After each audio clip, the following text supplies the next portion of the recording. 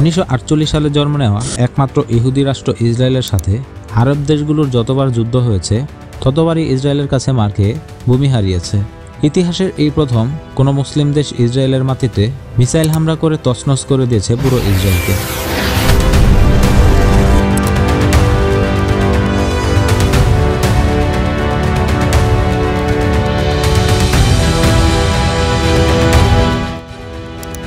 এমন একজন মুসলিম নেতার হুঙ্কারে পুরো ইসরায়েলের প্রতিরক্ষা ব্যবস্থা ধূলিসাৎ হয়ে গেছে।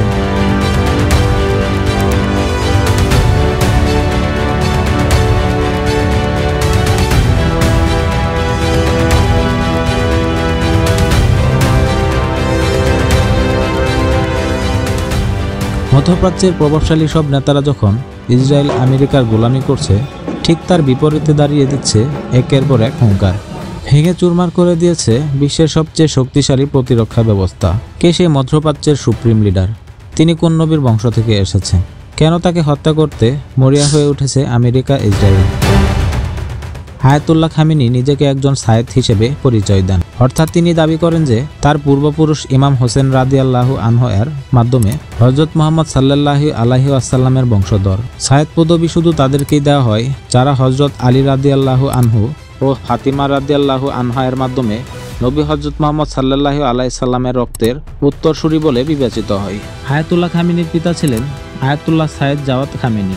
তিনি ছিলেন একজন ধর্মীয় পণ্ডিত এবং মাশহাদ শহরের একজন সম্মানিত শিয়া স্কলার। কড়াকড়িভাবে ধর্মীয় অনুশাসনে জীবনযাপন করতেন। গরিব হলেও পরিবারের ইসলামী শিক্ষা ছিল দৃঢ়ভাবে প্রতিষ্ঠিত। তিনি তার সন্তানদের ইসলামী জ্ঞান ও দীক্ষা দিয়েছেন ছোটবেলা থেকেই। সায়েদ আলী হুসেইন খামেনি 17 জুলাই 1939 সালে ইরানের মাশহাদে জন্মগ্রহণ করেন।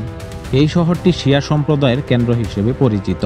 ইসলামী ধর্মতত্ত্ব ও শিয়া ফিকহ বিশেষজ্ঞ কোম ও নাজাফের বিখ্যাত হাউজায় পড়াশোনা করেন আলী খামেনি। শাহ মোহাম্মদ রেজা পালভির বিরুদ্ধে আয়াতুল্লাহ খামেনির নেতৃত্বে ইসলামী বিপ্লবে সক্রিয় ছিলেন তিনি। বিপ্লব সফল হলে তিনি ইসলামী প্রজাতন্ত্র গঠনের কাজে গুরুত্বপূর্ণ ভূমিকা রাখেন। 1981 সাল থেকে 1989 সাল পর্যন্ত ইরানের রাষ্ট্রপতি ছিলেন। ইরান ইরাক যুদ্ধকালীন সময়ে রাষ্ট্রপতির দায়িত্ব পালন করেন তিনি। আয়াতুল্লাহ খামেনির মৃত্যুর পর 1989 সালে খামেনি ইরানের দ্বিতীয় সুপ্রিম লিডার নির্বাচিত হন। সংবিধান অনুযায়ী তিনি সেনাবাহিনী, বিচার বিভাগ, রাষ্ট্রীয় টিভি, নিরাপত্তা ব্যবস্থা এবং নির্বাচন ব্যবস্থার উপর চূড়ান্ত নিয়ন্ত্রণ রাখেন। আমেরিকা ও ইসরায়েলের কড়া সমালোচক, ফিলিস্তিন ও অন্যান্য মজলুম মুসলিমদের পক্ষে অবস্থান সবসময় পশ্চিমা বিশ্বের কাছে কঠোর ও রক্ষণশীল নেতা হিসেবে চিনে থাকলেও ইরানের জনগণের বড় একটি অংশ আয়াতুল্লাহ আলী খামেনিকে ইসলামের ঐক্য এবং ইসলামী বিপ্লবের চেতনা রক্ষার দূত হিসেবে সম্মানের চোখে দেখে থাকেন। পশ্চিমা সংস্কৃতি ও প্রভাবের বিরুদ্ধে অবস্থানে ইরানের সংস্কৃতি ও ঐতিহ্য এখনও শক্ত হাতে টিকিয়ে রেখেছেন আয়াতুল্লাহ আলী খামেনি। আয়াতুল্লাহ কোনো নাম নয়, এটি একটি পদবি যাকে বলা হয় ইরানের সুপ্রিম লিডার। ইরানের নির্বাচিত প্রেসিডেন্ট প্রধানমন্ত্রী থাকলেও গোটা দেশ পরিচালনা করে শূরা কাউন্সিল, যার সদস্য 12 থেকে 15 জন ধর্মীয় নেতা। তাদের নেতৃত্বে থাকেন আয়াতুল্লাহ খামেনি। নির্বাচিত প্রেসিডেন্টকে কার্যকরভাবে দায়িত্ব নিতে হলে সুপ্রিম লিডার আয়াতুল্লাহ খামেনির আনুষ্ঠানিক অনুমোদন পেতে হয়। তিনি একটি ধর্মীয় রাজনৈতিক অনুষ্ঠানে তাকে অনুমোদন দিয়ে থাকেন। প্রেসিডেন্ট সরকার প্রধান হলেও ইরানের চূড়ান্ত ক্ষমতা সুপ্রিম লিডারের হাতে।